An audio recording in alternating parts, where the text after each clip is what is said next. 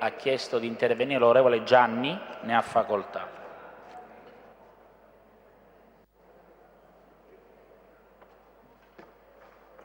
Presidente, volevo ringraziare l'assessore per le modalità, la precisione e la puntualità con la quale ci ha testé messo a conoscenza dell'iter.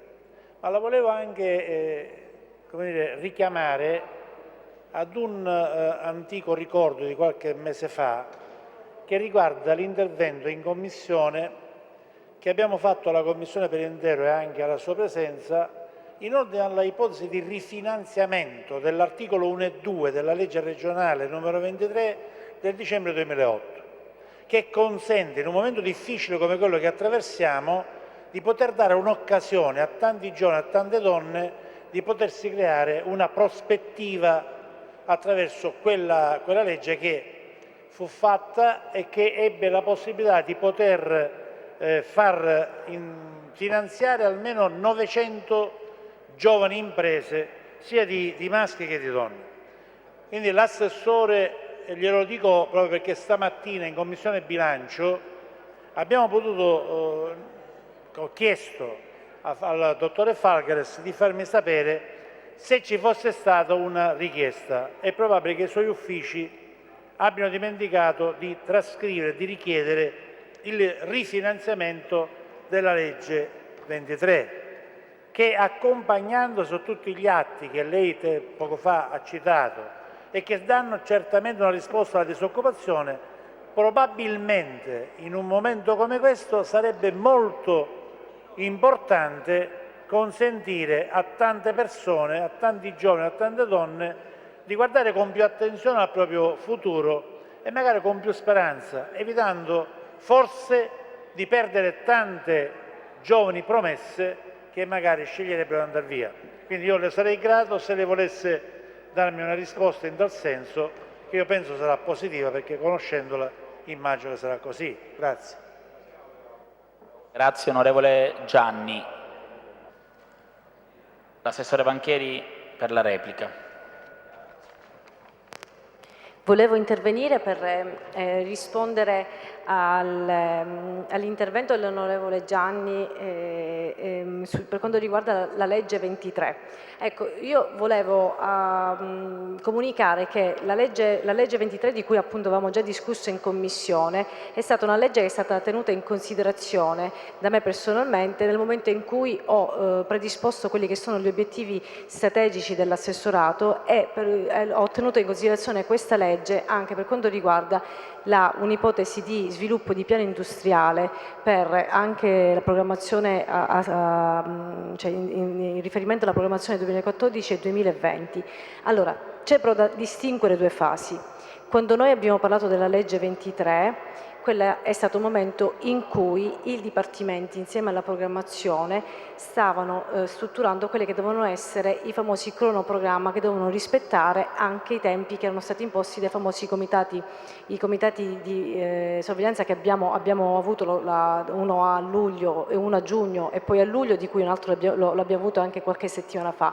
Quindi io vi ricordo che i dipartimenti in tutto questo anno sono stati obbligati a rispettare quelle che erano i tempi, le misure e gli interventi, così come sono stati inseriti all'interno del PAC 3.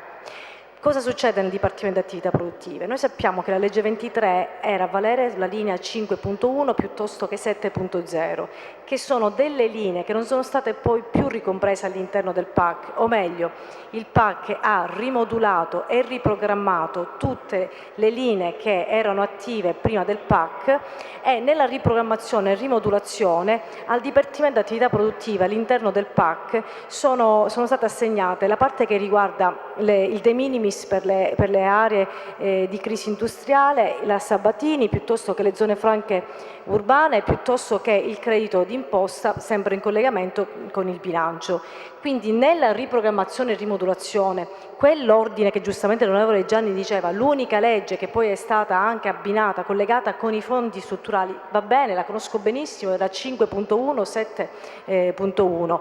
Sono comunque due linee che nella fase di riprogrammazione del PAC PAC, cioè non abbiamo più avuto delle linee, sono rimasti i bandi che già erano aperti, tra cui appunto il bando per le imprese alberghiere turistiche, piuttosto il bando imprese di qualità, che anche quello era ancora con la Corte dei Conti e quindi non ha fatto parte del PAC, piuttosto che gli altri interventi che abbiamo messo in atto questo anno, che erano quelli con l'ex fondo sociale, quindi gli FSC. Quindi teoricamente quelle linee non erano già più state inserite all'interno del PAC, laddove noi avevamo poi l'obbligo, e ce l'abbiamo ancora ora, di correre e certificare, rispettare gli impegni di spesa prese a valere del PAC e correre anche sugli impegni presi con la certificazione della spesa al 31/13. Quindi teoricamente e tecnicamente direi non era facile dire c'è la legge 23 finanziamo nuove attività, perché non c'era tecnicamente né la possibilità né il tempo di poter riaprire, come se avessimo dovuto riaprire dei bandi, fare degli avvisi, perché quelle linee non esistevano più. Invece volevo comunque informare l'onorevole Gianni in questa occasione tutta l'Aula che comunque la legge 23 è stata inserita nel piano investimenti, una proposta di piano investimenti che già ho incardinato anche come proposta da fare alla Presidenza, in cui noi possiamo utilizzare questo strumento finanziario non solo per le ricognizioni o comunque per le somme che potrebbero essere utilizzate da qui al 2015, ma ho i miei dubbi perché abbiamo preferito continuare a finanziare i bandi ancora aperti, ma è scegliere una legge, quindi avere un impianto normativo e abbinare ad un importante strumento finanziario che è il contratto di programma piuttosto che il contratto di sviluppo. E io credo che lo strumento finanziario contratto di sviluppo, legge 23, è un piano investimenti strategico che individua aree strategiche, settori importanti, possono già rappresentare un elemento da proporre alla politica di questo governo per il rilancio, per ripartire dal 2014 in poi. Quindi io vi sto parlando di azioni che dobbiamo mettere in campo, al di là di quelli che saranno i tempi del PAC 3 che ci terranno legati alle attività collegate con questi bandi fino al 2015 e in termini di rendicontazione fino al 2019. Però io quello che posso dirle, onorevole, che sono assolutamente d'accordo con voi, riprendiamo il discorso anche martedì con la mozione, però sono d'accordo con voi, per me la legge 23 è quello strumento giuridico che utilizzeremo insieme ai contratti di sviluppo sulla base però di proposte fatte come piano industriale, una proposta che io stesso in commissione vi porterò, in cui appunto oltre ad aver individuato i progetti integrati, quindi sui settori strategici, ho anche inserito come elemento giuridico la legge 23 piuttosto che il contratto di sviluppo come strumento finanziario. Quindi per me la legge 23 è il prossimo futuro, cioè nel senso da utilizzare per organizzare le attività di sviluppo per i prossimi mesi. Grazie Assessore Vancheri. Si pone in... Prego, onorevole Gianni.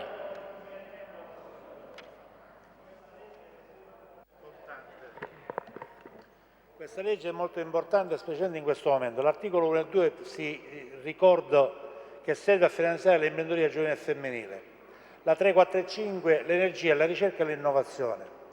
L'articolo 8 consente di utilizzare attraverso delle risorse che erano state pescate all'IFES, si possono utilizzare per spalmare i debiti delle micro e piccole e medie aziende con le banche, utilizzando queste risorse che contribuiscono per il 60% a pagare gli eventuali interessi che ovviamente la banca vuole se il debito è spalmato in 6 anni. Quindi, siccome è l'unica legge che negli ultimi 5 anni ha potuto utilizzare le risorse della Comunità Europea, come giustamente ha fatto rilevare il collega D'Asaro, se lei la rifinanzia all'articolo 1 e 2 consente alla Sviluppo Italia senza bisogno di passare dalla Corte dei Conti, dal Commissario dello Stato, niente, domani può fare il bando.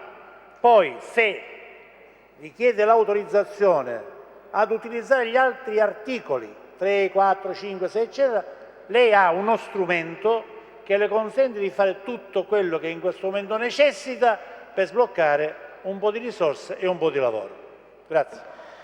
Grazie onorevole Gianni. Si pone in votazione la mozione numero 101, rimodulazione e nuova assegnazione dei fondi di spesa comunitaria dell'asse 3 del PO FESR Sicilia 2006-2013.